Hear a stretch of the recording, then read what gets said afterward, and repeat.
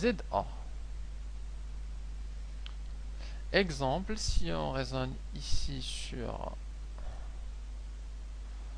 le plan complexe, donc le réel de Z, l'imaginaire de Z, je prends deux points quelconques, le A qui d'affixe 2 plus 3i et B d'affixe 1 plus 2i.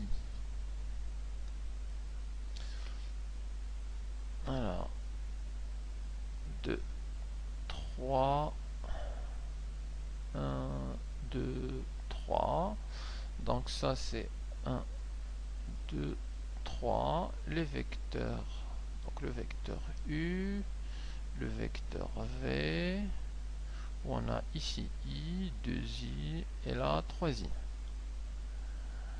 Donc le point A a pour partie réelle 2 et pour la partie imaginaire 3i. Donc on a ici le point A. Le point B c'est 1 plus 2i. Donc c'est 1 plus ici 2i.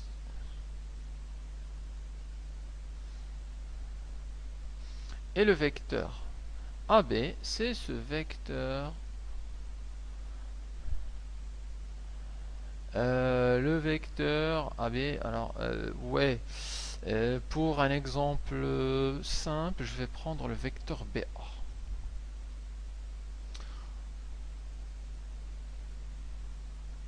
C'est-à-dire celui-là qui part de B vers A. C'est le vecteur BA. Puisque pour le vecteur AB, il faudra plus de gymnastique intellectuelle pour voir la chose. Alors, je vous passe cette gymnastique. Alors, avec les points A et B, donc, et le vecteur BA, on peut calculer la distance AB, ou plutôt la distance BA. Donc, la distance BA, d'après la formule, c'est simplement le module du dernier moins le premier. Donc ZA moins ZB.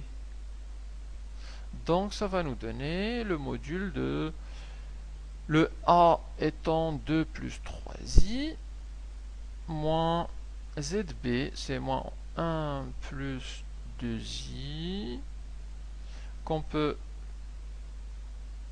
enlever les parenthèses et ça nous donne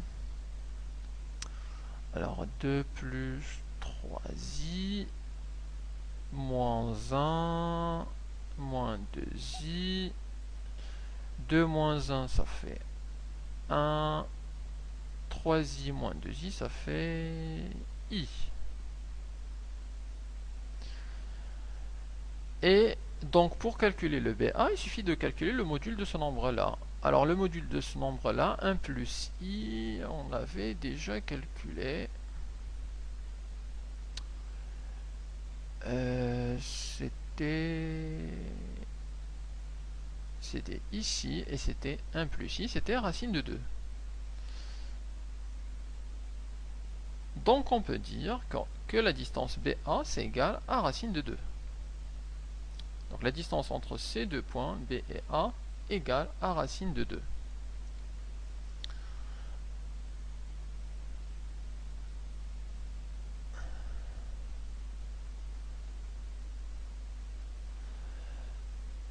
De même, on peut calculer le vecteur, ou plutôt l'angle entre le vecteur U et le vecteur AB. Alors le vecteur U, c'est celui-là. C'est le vecteur sur l'axe des abscisses. Et le vecteur BA, c'est celui-là. Alors je peux éventuellement ici dessiner la droite pour que ce soit plus clair comme angle. L'angle entre ces deux vecteurs, pareil pour le vecteur U, les porteuses de ces deux vecteurs. Donc l'angle entre U et AB, vous le voyez bien, ça correspond à cet angle-là. Et on peut le calculer à l'aide de la relation. Donc notamment UBA c'est égal à l'argument du dernier moins le premier, donc ZA moins ZB, et ZA moins ZB, on l'a détaillé ici, ça nous donne 1 plus I à la fin. Donc c'est l'argument de 1 plus I. Or cet argument, on l'a déjà calculé, c'était pi sur 4. Donc c'est égal à pi sur 4. Et donc, l'angle entre U et le vecteur BA, c'est égal à pi sur 4. Alors bien évidemment, là j'ai donné des exemples assez simples pour calculer les distances BA, pour calculer l'argument. On peut trouver des nombres plus compliqués que ça. Eh bien, il faut simplement utiliser les relations de l'argument, utiliser les relations du module pour les calculer. Donc, étape par étape, et ça marche tout seul. Ok, on continue avec une propriété assez intéressante pour des démonstrations, propriétés, je dirais, fondamentales.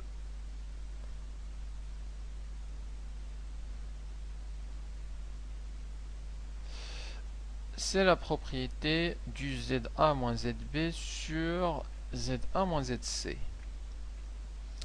Alors, soit les points A d'affixe ZA, B d'affixe ZB et C d'affixe ZC. Alors, on a un nombre assez intéressant qui est, alors je vais donner ça comme ça, ZA moins ZB sur ZA moins ZC, qui nous donne, alors ce nombre-là nous donne deux informations essentielles, une sur la distance et une autre sur sur les angles. Alors notamment le module de ce nombre-là, le module de ZA moins ZB sur ZA moins ZC, c'est égal à un rapport de distance. Au numérateur, le ZA moins ZB, ça correspond à la distance BA. Le dernier moins le premier, ZA moins ZB. Et au dénominateur, c'est la distance CA, donc le dernier moins le premier, ZA moins ZC. La deuxième info, c'est par rapport à l'argument. En particulier, l'argument de ZA moins ZB sur ZA moins ZC, c'est égal à l'angle entre deux vecteurs. Alors, rappelez-vous bien, celui-là qui est au numérateur, en fait, c'est celui qu'on retrouve en deuxième. En commençant par le dernier, c'est-à-dire BA.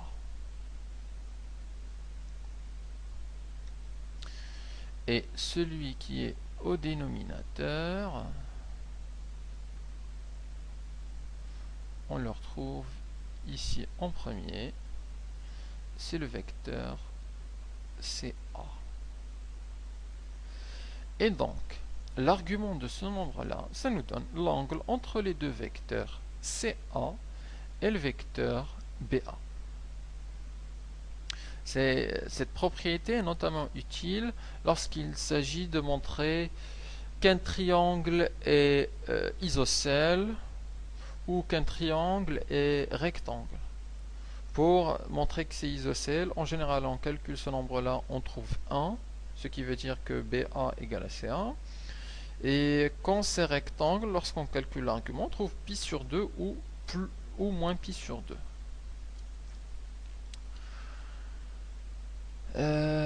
Voilà, donc c'est une propriété assez intéressante qu'on utilisera pas mal de fois dans les exercices. Il me reste à vous parler des transformations et de l'écriture complexe de certaines transformations. Alors je vais appeler ici transformation dans le plan complexe, ou plutôt dans le plan tout court. Alors on va utiliser 3 transformations. D'abord les translations.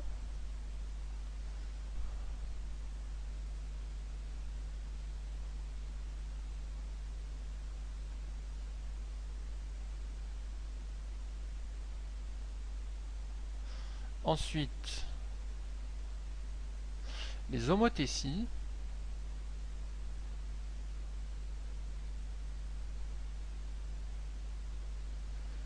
Et enfin, les rotations.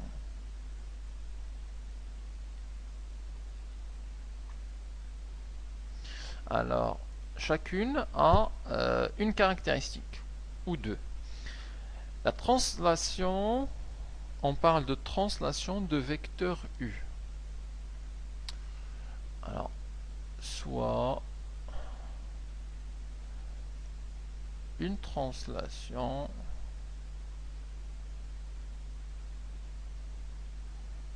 de vecteur U qu'on note T indice U. Alors, l'écriture complexe d'une telle translation s'écrit Z' égale AZ plus oméga. Alors, où Z c'est l'affixe du point M,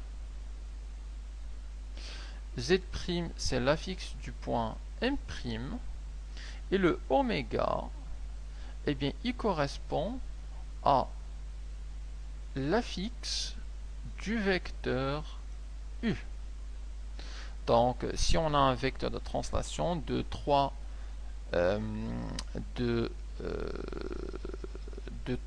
allez, je donne simplement ici un exemple rapide. Si on a un vecteur de coordonnées de 3, ça, on le transforme en un affixe. Le ZU, il sera donc l'affixe, ça va nous donner la partie réelle 2, et je vais noter ça en rouge.